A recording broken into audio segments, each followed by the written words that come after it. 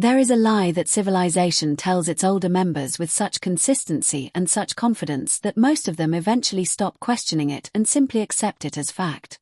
The lie is this, that there is an age after which beginning is no longer appropriate. After which the effort of starting something new is either embarrassing or futile or both. After which the correct relationship to life is maintenance rather than expansion, conservation rather than growth, the careful management of what remains rather than the bold and slightly reckless pursuit of what might still be possible.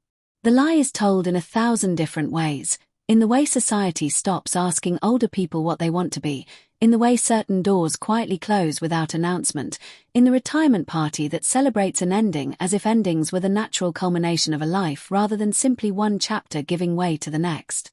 It is told so consistently and absorbed so completely that many people, by the time they reach 60, have become its most effective enforcers, telling themselves, before anyone else has a chance to tell them, that the time for beginning has passed.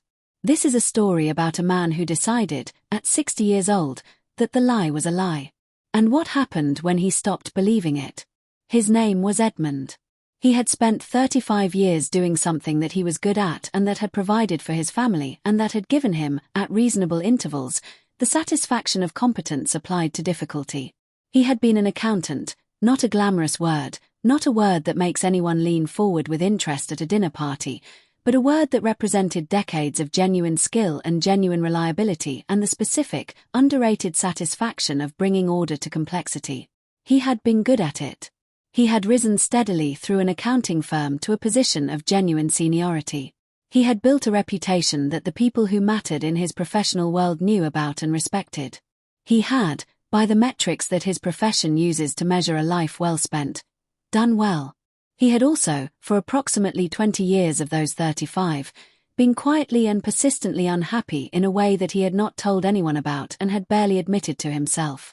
Not dramatically unhappy, not in the way that sends people to therapists or produces visible breakdowns or results in the kind of crisis that other people notice and respond to. Quietly unhappy in the way that a room with insufficient light is insufficient. You function in it, you adapt to it, you stop noticing quite how dim it is because dim has become the baseline and you have no other room to compare it to. He went to work. He did good work. He came home. He was present with his family in the competent, reliable, slightly distracted way of a person whose attention is never quite fully anywhere because it has been divided for so long between what is and what might have been that it no longer knows how to settle fully in either place. What might have been, for Edmund, was painting. He had painted as a young man. Seriously and passionately and with the reckless, unself-conscious commitment that young people sometimes bring to the things they love before the world teaches them to be embarrassed by the loving of things that don't pay. He had filled notebooks with sketches. He had spent weekend afternoons in the particular absorbed silence of someone doing the thing that makes the rest of the week make sense. He had had, in those early years, the beginnings of a real practice, not the practice of a prodigy or a future master, nothing so dramatic, but the genuine, daily, slowly deepening practice of someone who had found their medium and was learning to speak in it. And then, with the reasonable logic of a young man in a specific historical moment with specific financial pressures and specific responsibilities forming on the horizon, he had made the reasonable choice. The accountancy training. The qualification. The first job, which paid reliably and on time and which made the rent make sense. He had told himself, and this is the most human part of it, the part that is most easily recognized by anyone who has made a version of the same calculation, that he would come back to the painting. That it was not gone, only deferred. That responsible adulthood and genuine passion were not mutually exclusive and that once the foundations were secure he would find his way back. The foundations became the house. The house became the family. The family became the school fees and the mortgage and the car and the promotion that required more of him and the seniority that required more still. And the painting, which had been deferred to next month, became deferred to next year, became deferred to retirement, became a story he told himself about who he used to be, gently, without bitterness, the way you tell yourself stories about past versions of yourself that you have outgrown. He was practical about it. He was adult about it. He almost never let himself miss it. Almost never is not never. He retired at 59 and a half, slightly earlier than planned, because the firm had made an offer that was financially sensible and the accountant in him recognized a sensible number when he saw one. He spent the first 6 months of retirement doing the things that retirement is supposed to involve, traveling with his wife, seeing his grandchildren more frequently, reading the books that the working years had left no time for, learning the particular rhythm of days that belonged to you rather than to an employer. He was not miserable. He was also not the thing that he had assumed, quietly and without examination, retirement would deliver. He was not finally, deeply, in his bones satisfied. He was free and he did not know quite what to do with the freedom, which is the problem that decades of structured obligation produce in people who suddenly find themselves without the structure. It was his granddaughter who said the thing that started it. She was 8 years old and she was visiting with her parents on a Sunday afternoon, and she was in the habit, as children are sometimes in the habit, of asking the questions that adults have agreed by collective and unspoken consent not to ask each other. She was sitting beside Edmund at the kitchen table, drawing in a notebook with complete absorption, and she looked up at one point and looked at him with the direct appraisal of a child who is genuinely curious about another person and has not yet learned to disguise the curiosity as something more socially comfortable. She said, "Grandpa, what do you like doing?" He started to answer with the standard answers: the grandchildren, the garden, the reading.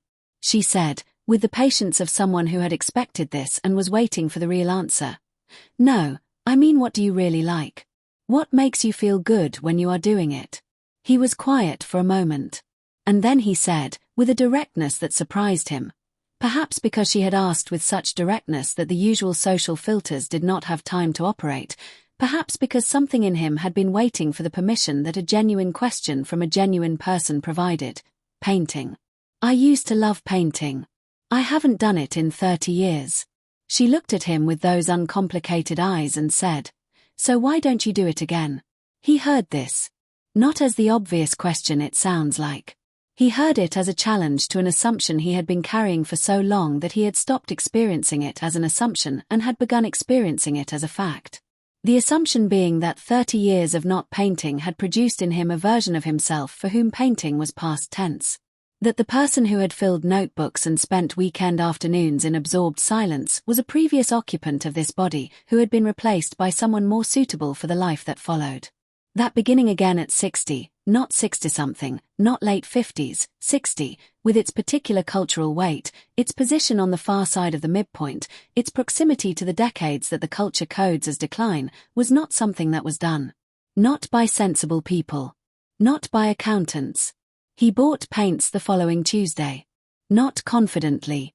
He stood in the art supply shop with the specific discomfort of a person who has decided to do something that frightens them and is doing it anyway, which is a form of courage that receives almost no cultural recognition because it involves no danger and no drama and no audience and is therefore very easy for the person experiencing it to dismiss as nothing much. He bought a basic set of acrylics and a pad of canvas paper and 2 brushes, and he brought them home and he put them on the kitchen table and he looked at them for 3 days without touching them. On the 4th day he opened the paint. What happened in those first sessions was not beautiful. It was not the triumphant return of a suppressed talent announcing itself through 6 decades of accumulated wisdom and patience. It was clumsy and uncertain, and the results were bad in the specific and humbling way that the results of any genuine beginning are bad. Not fake bad, not modestly bad, but actually bad, the way a first attempt at anything is actually bad, because badness at the beginning is not a sign of incapacity but a sign of beginning.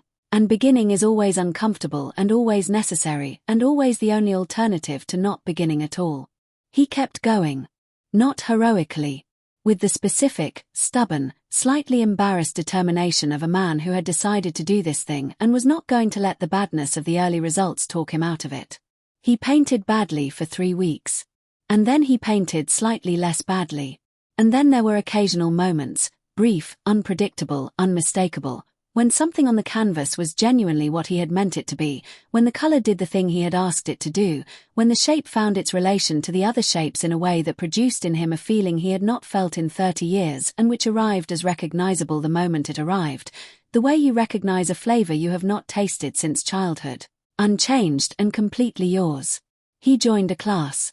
This required more courage than the buying of the paints because the class involved other people and the other people were mostly significantly younger and the possibility of being seen, at 60, as the oldest person in a beginner's painting class produced a version of the social anxiety that he associated with youth rather than with his current decade. He went anyway. The teacher was a woman in her 40s who taught with the particular generosity of someone who genuinely loved the thing she was teaching, and she looked at Edmund's first attempts without condescension and without the adjusted enthusiasm of someone trying to be encouraging. She looked at them with honest attention and said what was working and what was not in terms that treated him as a serious student rather than an elderly hobbyist humoring himself. He was a serious student. He worked at it with the same methodical rigor he had brought to accounting, which is to say seriously, consistently, with the patience for detail and the willingness to understand a system from its foundations that 35 years of professional discipline had built into him and which turned out, in the completely different context of learning to paint, to be exactly the qualities that learning to paint required.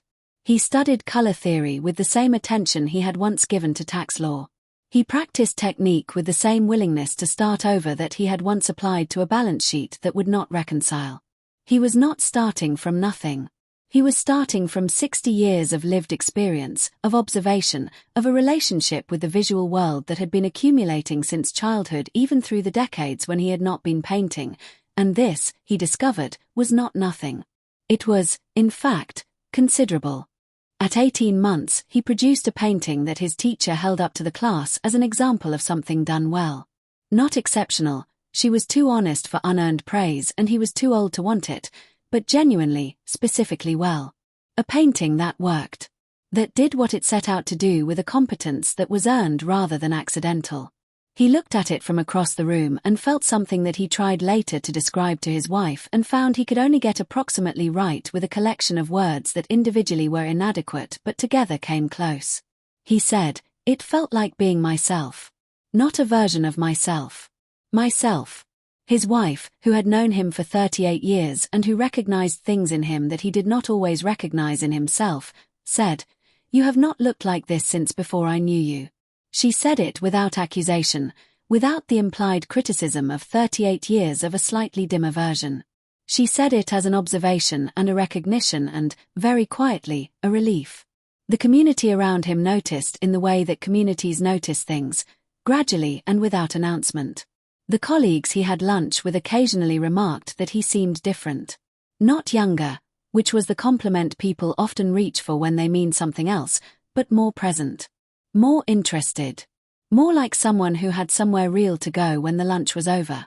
His grandchildren began to spend time in his studio, a corner of the spare room that had accumulated the materials and the smells and the particular comfortable disorder of a space that was actually used, and he taught them, as he had been taught, with the patient specificity of someone passing on something they had learned at some cost and valued accordingly. He was not famous. He did not have a gallery show.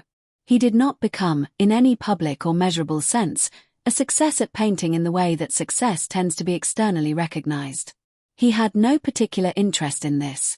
What he had was the 2 hours every morning, before anything else demanded him, when he was in the studio with the light and the paint and the canvas and the specific, absorbing, completely sufficient challenge of trying to make something that was not there before. He had, every day, the particular and irreplaceable experience of being someone who made things. Who brought something into existence, who ended each day with evidence, however imperfect, that they had been here and had not simply passed through. At 63, he was invited by his granddaughter's school to speak to a class of 12-year-olds about what it felt like to start something new when you were old. He was not sure he was the right person for this. He was not sure that 63 counted as old, or that 3 years of painting counted as enough to speak from. He went anyway, because his granddaughter asked him with the same directness with which she had asked him what he really liked, and he had learned to take her questions seriously. He told the 12-year-olds the truth. He told them that he had been afraid.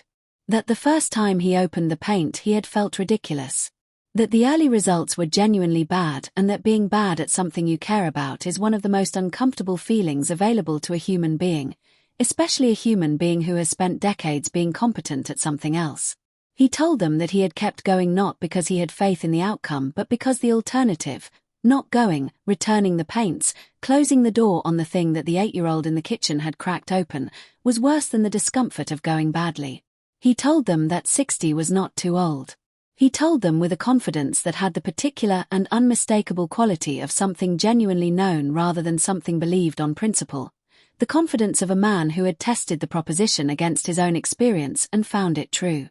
One of the 12-year-olds asked him what advice he had for starting something when you were scared. He thought about it. Then he said, "Buy the paints first. Put them on the table. Look at them for 3 days if you need to. But buy the paints. Because once they are on the table, the question is not whether you will begin. The question is only when." He went home. He went to the studio. He looked at the current canvas, something he had been working on for 2 weeks and which was not yet what he wanted it to be, which it almost never was at 2 weeks, which it became only through the patient continuation of not being what he wanted until suddenly, at some unnamed moment in the process, it found itself. He picked up the brush.